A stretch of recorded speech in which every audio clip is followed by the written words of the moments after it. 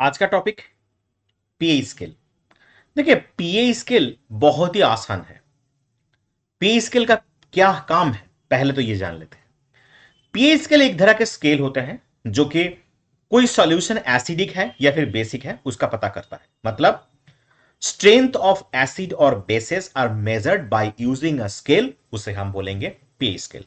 कोई भी सॉल्यूशन है आपके पास, एसिडिक हो सकता है, बेसिक हो सकता है, वो क्या पता किसे करें? उसके लिए हमें मेजर करना है एक स्केल के द्वारा, उसे को हम बोलेंगे पीए स्केल। ये पीए स्केल का जो पी होता है इसको हम बोलेंगे पोटेंज, मतलब स्ट्रेंथ। ये जर्मन वर्ड है। अब ये पीए स्केल का फुल फॉर्म क्या है? Potential of hydrogen. चले देखते हैं। ये आ गया 0 से 14 पीए स्केल का टोटल लेंथ। 0 से स्टार्ट होकर 14 में आता है। 7 है इसका मिडिल पॉइंट, इसको हम बोलेंगे न्यूट्रल पॉइंट। ओके, अब 0 से स्टार्ट होकर जो 7 तक आता है, 0 से 7 ये होते हैं एसिडिक इन नेचर, और 7 से 14 होते हैं बेसिक इन नेचर। 0 के आसपास जो भी वैल्यू होगा वो स्ट्रॉन्ग एसिड होगा, जैसे कि मान ले 0, 1 या 2 स्ट्रॉन्ग एसिड। और 7 के आसपास अगर वैल्यू हुए जैसे कि 5 या 6, तो वो होगा वीक एसिड। सिमिलरली 8 और 9 अगर वैल्यू हुई किसी सॉल्यूशन के, तो वो होगा डेफिनेटली वीक बेस, और 13 और 14 क्या आया तो वो होगा स्ट्रॉन्ग बेस। ठीक है, जैसे कि एक गैस्ट्रिक जूस आ गया, इसका पीएच हमने मेजर किया तो क्या निकल के आया? डेफिनेटली 1, मतलब स्ट्रॉन्ग एसिड। उसके बाद हमारे लिए आ गया लेमन जूस, उसका भी पीएच मेजर किया 2, वो भी स्ट्रॉन्ग। अब देखते हैं प्योर वाटर। प्योर वाटर का अगर मेजर किया पीएच वैल्यू तो क्या निकल के आएगा? 7। तो ये होगा न्यूट्रल सोल्यूशन। 7 मतलब न्यूट्रल। सिर्फ वाटर नहीं, वाटर के साथ आप मान ले जो सॉल्ट होता है, जो शुगर होता है, वो भी पीएच 7 दिखाता है, मतलब वो भी न्यूट्रल सोल्यूशन होते हैं। इसके साथ आता है डेफिनेटली मिल्क ऑफ मैग्नीशिया, जिसका पीएच लगभग 10 के आसपास, 10.5 टू बी एग्जैक्ट। तो वो हो गया बेस, जो कि वीक बेस होगा।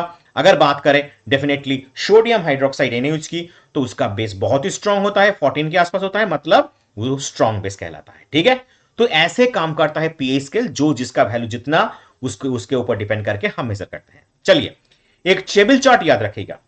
नंबर 1 पे जो है सलाइवा, खाने से पहले 7.4 हमेशा रहता है पीच का, जो बेसिक दिखाता है। खाने के बाद 5.8 जो एसिडिक होता है। अब 3 नंबर पे है लेमन जूस, जो कि बहुत ही स्ट्रॉन्ग, 2 और 2.5 के बीच में एसिडिक नेचर।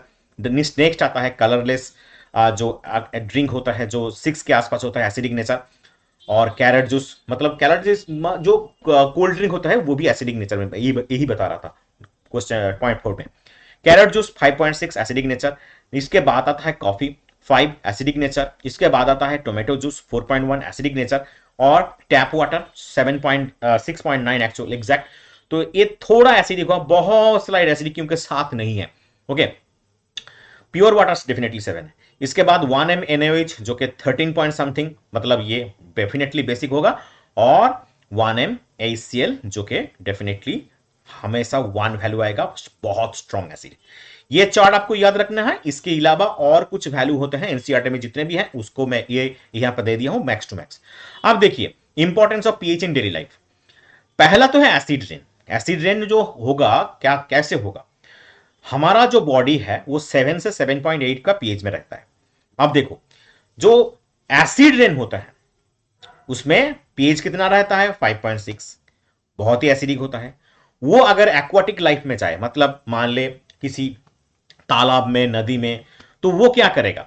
तो मान ले कहीं पर हम फिशिंग, मतलब मछली का चाष कर रहे हैं, तो वहां पर अगर वो गिरेगा तो एसिडिक हो जाएगा पानी, वो मछली सारे मर जाएंगे। अब इसके लिए क्या करना है? उसके लिए हमें क्या करना है? वहां पे एसिडिक सॉल्यूशन को हटाना है, वो एसिडिक वाटर में। तो जैसे कि जो इंडस्ट्री होते हैं, सल्फर डाइऑक्साइड निकलता है, और क्लाउड में जाके वो क्या करेंगे? H2SO पर क्रिएट करेंगे। नाइट्रोजन डाइऑक्साइड क्या करेगा? HNO3 निकाल क्रिएट करेगा। तो ये सारे चीज क्या करेंगे? एसिड रेन पैदा करेगा। इससे क्या होगा? एक्वाटिक एनिमल या फिर जो क्रॉप्स वगैरह होते हैं जमीन में, वो भी डिस्ट्रॉय हो जाते हैं। तो इसके लिए हमें इसको घटाना है। कैसे घटाएंगे इसको? इसके लिए हमें क्या करना है? इसके साथ मिट्टी के साथ कुछ मिलाना चाहिए, वो हम बाद में आ रहे हैं। अब देखो importance of pH in tooth decay. Tooth decay बढ़ने के लिए तुम्हारा मुंह में, हमारा माउथ में जो पीएच होता है वो 5.5 होता है, बहुत ही एसिडिक होता है। ये क्या करता है? दांतों में जो कैल्शियम फॉस्फेट होते हैं उसको डीके करने लगता है, मतलब दांत का डीके होने लगता है। इसमें बैक्टीरिया क्या कर देता है, दांत को ऐसे बना देता है हमारा। तो क्या करना चाहिए, यूज टूथपेस्ट। टूथपेस्ट क्या होता है, डेफिनेटली बेसिक इन नेचर। तो एसिड और बेस मिला के न्यूट्रलाइजेशन रिएक्शन करेगा। न्यूट्रलाइजेशन रिएक्शन मतलब वाटर एंड सॉल्ट, इसलिए दांतों का जो डिके हो रहा है ये बंद हो जाएगा। इसलिए डेली टूथब्रश करना जरूरी होता है, ठीक है, डेली ब्रश करना जरूरी होता है। अब देखो स्टोमक एसिडिटी क्या होता है। हमारा पेट में एसीएल रहता है, हमें पता है, जो कि डाइजेशन के काम आता है। तो ह्यूमन बॉडी में जो एसीएल पेट में रहता है वो सारे चीजों को क्या करता है, पाचन क्रिया में हमेशा हेल्प करता है। लेकिन ज्यादा हो गया तो पेन इरिटेशन होने वाला है। तो इसके लिए हमें क्या करना है, एंटासिड हम खा लेते हैं। एंटासिड में क्या होता है, एंटासिड एक तरह के बेसिक होते हैं। बेस, एसिड और बेस अगर रिएक्ट करे तो क्या बनता है, definitely salt and water, neutralization reaction. इसलिए हमारा ये जलन कम हो जाता है। इसलिए हम लोग क्या कहते हैं, कोई एंटासिड, बेकिंग सोडा ऐसे खा लेते हैं। जैसे कि मान लो milk of magnesia, magnesium hydroxide जिसे कहते हैं, एक तरह के एंटासिड की तरह काम करता है, ठीक है। ये आ गया मिल्क ऑफ मैग्नीशिया। अब सॉइल जो बात कर रहा था मैं पीएच का, देखो नॉर्मली जो बेस्ट होते हैं पीएच 7 न्यूट्रल, वो मिट्टी के लिए अच्छे होते हैं। कोई कोई मिट्टी ऐसा है कि कुछ इधर वो एसिडिक हो सकता है या फिर अल्कलाइन भी हो सकता है। अगर वो एसिडिक हुआ तो हमें क्या करना है, तो उस जमीन पे तो एग्रीकल्चर पॉसिबल नहीं है, ऐसे आएगा। लेकिन हमें उसमें क्विक लाइम मिला देना है। क्विक लाइम क्या है, बेस। तो वो क्या करेगा, डेफिनेटली ऐसे मिलाओगे तो वो एसिडिटी घटा देगा, न्यूट्रलाइजेशन रिएक्शन करेगा। तो बाद में ऐसे तुम्हें अच्छे फसल मिलने की संभावना है। इसलिए हम क्या करते हैं, एसिडिक मिट्टी में हम बेस मिलाते हैं, ठीक है।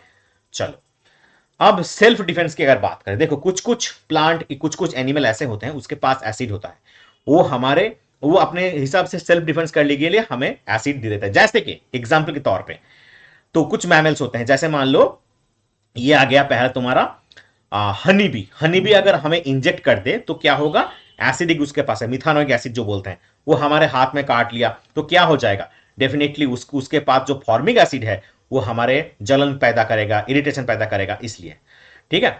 अब वस्प की क्या बात करें तो उसके पास अल्कलाइन है, जो कि स्किन के पास इंजेक्ट करने से उसके स्किन में डैमेज हो सकता है। ऐसे ऐसे तुम्हें मच्छर काटने से भी हो सकता है, डेफिनेटली। तो rubbing and mild base like baking soda, ये इसके ऊपर रगड़ना चाहिए तो ये चला जाता है। अब अगर बात करें एंट की, वो भी मिथानोइक एसिड है, वो हमारे काटने से वो भी जलन पैदा कर सकता है, हमें पता है ऐसे होता है। तो इसको डॉग प्लांट बोलते हैं, उसको लगाने से जल्दी जल्दी ठीक हो सकता है। अब ये बहुत सारे चीज होते हैं, जैसे कि एक पत्ता है टिंगलिंग हेयर या फिर नेटल लिप्स, ये हमें मिथानोइक एसिड इंजेक्ट करता है जिससे बर्निंग और पेन होने लगता है। तो ये सारे कुछ जो है ये हमेशा याद रखना, ये डॉग प्लांट बोलते हैं। तो ये डेफिनेटली हमें एसिड इंजेक्ट करता है सेल्फ डिफेंस करने के लिए। तो ये भी एक तरह के एसिड होते हैं जो हमारे स्किन के इरिटेशन या फिर डेफिनेटली जिसको हम जलन बोल सकते हैं वो पैदा करता है। तो ये था तुम्हारा पीएच का फुल टोटल डिस्क्रिप्शन। तो ये पीएच अगर तुमने ठीक ठाक से कर लिया तो डेफिनेटली कोई प्रॉब्लम नहीं आने वाला, यहां से कोई भी क्वेश्चन हो कर पाओगे।